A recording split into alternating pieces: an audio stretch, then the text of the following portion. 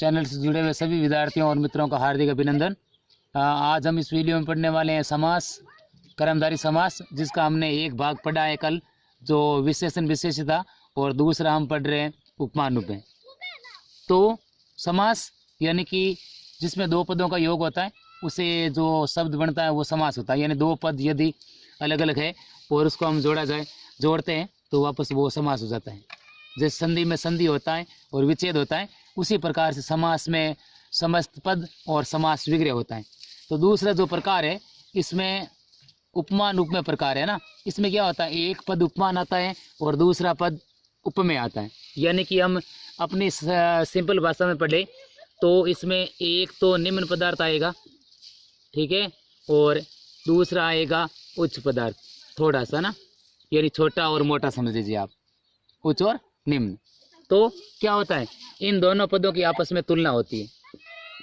यानी कि दोनों पदों की आपस में तुलना होती है, एक को एक से बढ़कर बताया जाता है। यानी एक पद को अगले वाले दूसरे से बढ़कर बताते हैं कि वो उससे श्रेष्ठ है, वो उसके समान है ना, ऐसे।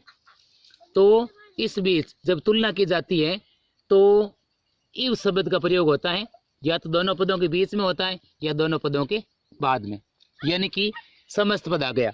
समस्त पद कैसा आता है, मैं आपको सीधा से अच्छी भाषा में समझा दूं। जो समस्त पद आएगा उसमें दोनों जो पद आते हैं, है ना, वो दोनों पद संज्ञा आ सकते हैं या फिर एक पद संज्ञा आ सकता है ना, केवल एक। तो जब हम इन दोनों पदों को अलग करते हैं तो समास विग्रह में वापस हम इव शब्द का प्रयोग करते हैं। समास विग्रह जिसमें हम इव शब्द का प्रयोग करते हैं, है ना। यानी कि जो प्रधान शब्द होता है उसके बाद में इव लगाते हैं, ठीक है ना। अब देखिए प्रधान शब्द कौन सा है, कैसे पता चलेगा। इसके लिए आपको जो भी शब्द आ रहा है मान लो, है ना, और जो सवाल आएगा उसमें आपको अर्थ निकालना पड़ेगा। क्या निकालना पड़ेगा, अर्थ निकालना पड़ेगा कि इसका क्या अर्थ हो रहा है ना। अब जैसे मैंने यहाँ पर लिख दिया, मान लो घन श्याम, ठीक है, नील मेघे, चंद्र मुखम, कजल मलिनम, सलील शीतलम, सलील शीतलम, मीन नयनम, ये लिख दी मान लो ना। अब आपका क्या काम है, जैसे ही कोई पद आ रहा है आप उसका अर्थ निकालिए। यानी कि जब आप एक शब्द का अर्थ निकालते हो तो लगभग दूसरे का आइडिया पता लग जाता है कि दूसरे शब्द का क्या अर्थ हो रहा है ना। अब यहाँ पर लिखा हुआ है पहला शब्द क्या है, घन, और दूसरा शब्द कौन सा हो रहा है, श्याम, ठीक है, घन श्याम। अब इसमें घन का अर्थ क्या होता है, बादल होता है, और श्याम का अर्थ होता है काला। ये हो गया। अब देखिए, अब यहाँ पर हम क्या करेंगे, विग्रह करेंगे। यानी कि समास विग्रह, एक पद है, इसमें दो पद है, अब हम इनमें दोनों पदों को अलग अलग करेंगे तो विग्रह होगा। अब इव जो शब्द आ रहा है, ये जो इव, इसका अर्थ होता है के समान, के समान या की तरह बोल दीजिए आप। इव का अर्थ क्या होता है, के समान।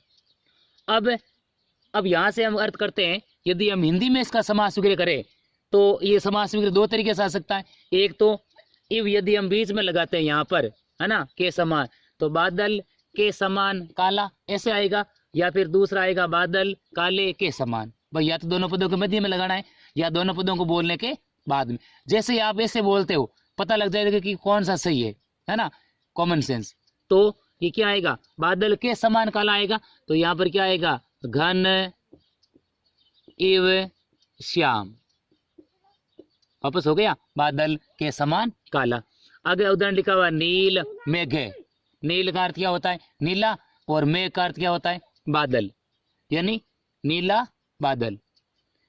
तो हम वापस समास विग्रह करते हैं, नीले के समान मेघ, या मेघ नीले के समान, नीला मेघ की तरह, है ना, ऐसा आएगा। तो यहाँ पर हम यदि के समान से जोड़ते हैं तो नीला की तरह मेघ या नीला मेघ की तरह, ऐसे आएगा।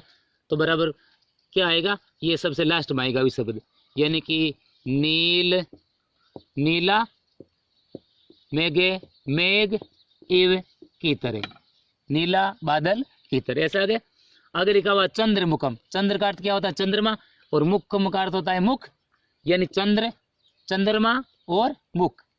अब आप देख लीजिए, यहाँ एक बार इव का प्रयोग यहाँ कीजिए, यानी चंद्रमा के समान मुख या चंद्रमा मुख के समान। बीच में आ रहा है, जैसे आप ऐसे बोलोगे पता लग जाएगा कि कहाँ आ रहा है। तो चंद्रे इव मुखम, यानी चंद्रमा के समान मुख ऐसे आ गया। फिर लिखा हुआ कज्जल मलिनम। कज्जल का अर्थ होता है काजल और मलिन का अर्थ होता है गंदा या काला या अशुद्ध, ऐसे मान लीजिए। तो यहाँ पर क्या अर्थ आ रहा है? काला। तो काजल काले के समान या काजल के समान काला। तो फिर बीच में आ रहा है ये भी, यानी कज्जल, कज्जलम इव मलिनम, ऐसे आ रहा है। और सलील शीतलम। सलील का अर्थ होता है पानी, शीतल का ठंड होता है ठंडा। पानी के समान ठंडा या पानी ठंडे के समान, इसमें बीच आ रहा है सलील इव शीतलम। मीन नयनम। मीन का अर्थ होता है मछली, नयन आंखें, मछली के समान आंखें, यानी कि इसमें भी ये बीच में आ रहा है, इसमें भी इव आ रहा है, बीच में आ रहा है।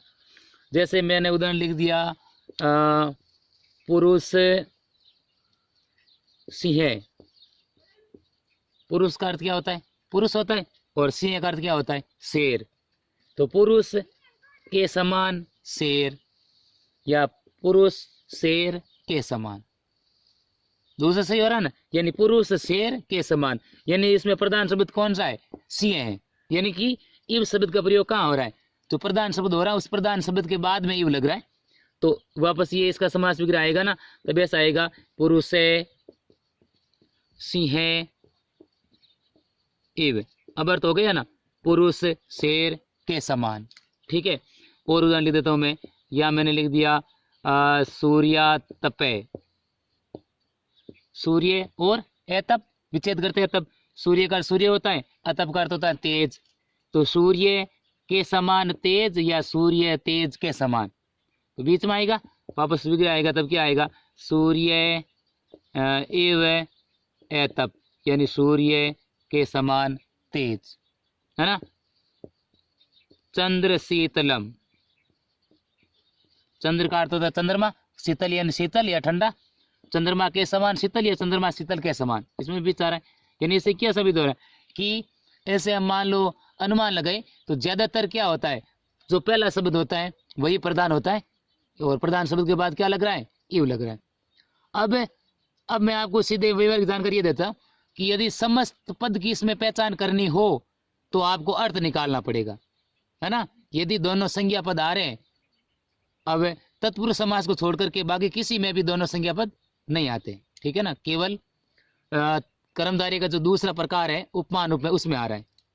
तो समस्त पद की पहचान आपको विग्रह अर्थ से करनी पड़ेगी, लेकिन जब इसका समास विग्रह आएगा तब इसमें इव आएगा। या तो दोनों पदों के बीच में इव आ रहा है या दोनों पदों के लास्ट में इव आएगा, तो जहाँ कहीं भी आए वहाँ इव जरूर आएगा।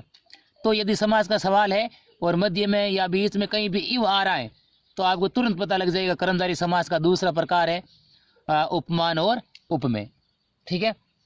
तो अंत में सभी से ये कहना चाहते हैं कि ज़्यादा से ज़्यादा जो भी चैनल से नहीं जुड़े हुए वो चैनल से जुड़ जाए, और इस वीडियो को आप ज़्यादा से ज़्यादा शेयर कीजिए ताकि सभी लोगों तक पहुंच पाए और आप सभी का स्नेह और प्रेम ऐसे ही बना रहे।